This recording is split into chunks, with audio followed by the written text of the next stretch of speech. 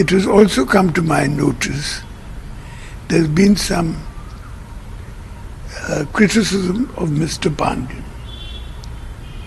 This is unfortunate. As an officer, he did excellent work in many fields in the last 10 years, helping with the cyclone, the two cyclones, and with the COVID-19 epidemic in our state. After this good work, he retired from the bureaucracy and joined my party and has contributed largely to that by doing excellent work. He is a person of integrity and honesty and should be remembered for all that.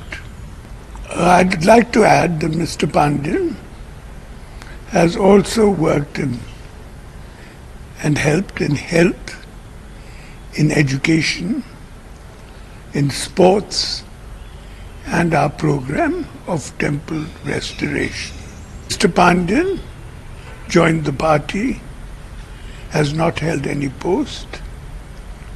As you know, he didn't fight in these elections from any constituency.